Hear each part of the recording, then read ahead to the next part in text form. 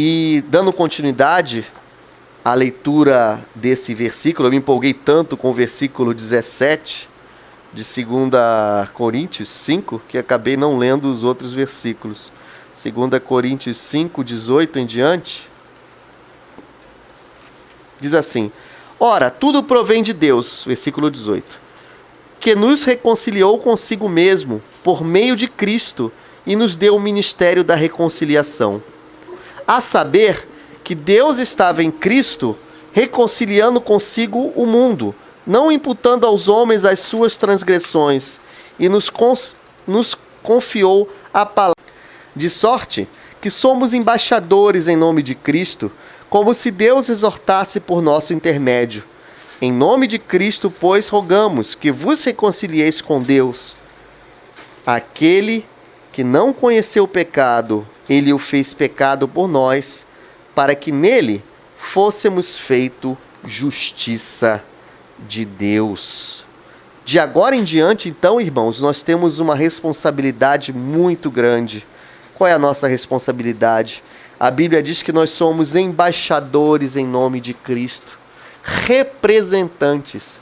Quando nós lidamos com países estrangeiros, o que é um embaixador?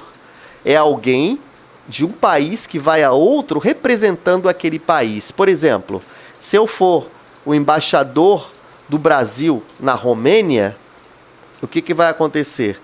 Todos os atos do governo brasileiro, se eu for embaixador brasileiro e estiver na Romênia, eu sou um representante da nação brasileira na Romênia.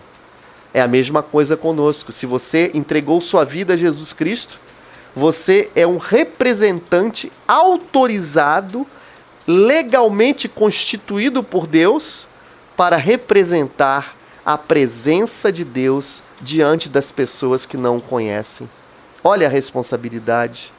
Olha que autoridade Ele colocou sobre cada um de nós para podermos representá-lo aqui na terra. Graça também é um favor que Deus nos concede também diante dos homens. Deus concede a graça dele diante dos homens. Vamos ver alguns textos que falam sobre isso. Neemias, capítulo 1, versículo 11, já no Velho Testamento, no Antigo Testamento, né? Neemias 1, lá no começo da Bíblia. Não é bem no começo, né? Você vai passar vários livros, 1 Samuel, 2 Samuel, 1 Crônicas, 2 Crônicas, Esdras, logo depois de Esdras, é Neemias, capítulo 1, versículo 11, diz assim: Ah, Senhor, disse Neemias, estejam, pois, atentos os teus ouvidos à oração do teu servo e à dos teus servos que se agradam de temer o teu nome. Concede que seja bem-sucedido hoje o teu servo e dá-lhe mercê, isto é, misericórdia, graça, perante este homem. Este homem era o rei, né? Está se referindo ao rei Artaxerxes, né? Então, ele diz assim, que o Senhor conceda graça diante do rei. Então, Neemias ali estava clamando graça e misericórdia, né? Ele falou assim: estejam ouvidos, os teus ouvidos atentos à oração do teu servo e a dos teus servos, que se agradam de temer o teu nome. O que é temer o nome de Deus? É ter uma religião? Obviamente que não. Temer a Deus é ler a palavra de Deus e obedecê-la, não na sua força, porque pela sua força você não vai conseguir, mas na graça de Deus em sua vida. O que nós temos que entender é que nós não vivemos uma religião. Deixe as regras, deixe as cobranças para as religiões. As religiões cobram.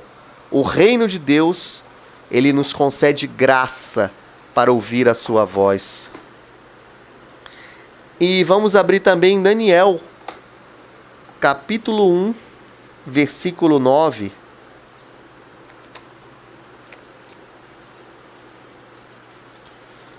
Daniel, capítulo 1, versículo 9, diz assim: Ora, Deus concedeu a Daniel misericórdia e compreensão da parte do chefe dos eunucos. O que tinha acontecido? Daniel foi levado cativo com muitas pessoas para a Babilônia. Uma terra desconhecida, uma terra idólatra, uma terra que não seguia a Deus. E nessa terra, Deus concedeu a Daniel misericórdia e compreensão. Essa misericórdia e compreensão não vieram da parte de homens, ou porque Daniel era simpático. Essa misericórdia e compreensão veio da parte de Deus à vida de Daniel. Então esse texto fala que graça é um favor também que Deus nos concede diante dos homens. O que Deus faz? Deus inclina o coração das pessoas a nosso favor, e essas pessoas sentem um desejo de nos ajudar. Quando você vê uma situação difícil e quando você vê pessoas sendo desconhecidas, sendo usadas para te ajudar, lembre-se de uma coisa: não é só a boa vontade da pessoa, é o mover de Deus naquela situação, movendo pessoas em lugares específicos para ajudar a sua vida. Deus também nos faz crescer em estima diante das pessoas. Vamos abrir o último texto dessa noite do nosso estudo bíblico, Lucas, capítulo 2, versículos 40 e 52. Lucas, capítulo 2, versículos 40 e 52. Diz assim, falando sobre Jesus, o crescimento de Jesus: crescia o menino, quem? Jesus, e se fortalecia, enchendo-se de sabedoria, e a graça de Deus estava com ele. Jesus estava crescendo e se fortalecendo, mas a graça de Deus estava com ele também por um motivo, porque ele estava se enchendo de sabedoria de Deus. Você não sabe o que fazer diante de uma situação? Peça sabedoria a Deus. Encha-se da sabedoria de Deus. Leia a palavra de Deus. Deixe que esta palavra viva que procede do alto comece a habitar o seu coração para que você saiba o que deve fazer.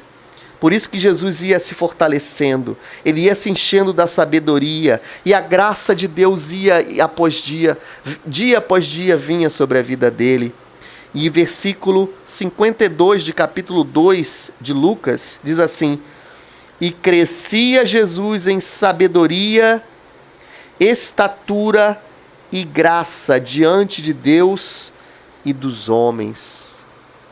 Jesus estava crescendo, não só fisicamente, mas estava crescendo em sabedoria, porque ele clamava a sabedoria de Deus a todo momento.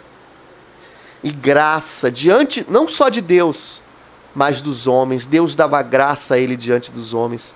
Toda vez que você se aproxima de Deus, Deus concede a graça dele diante de você.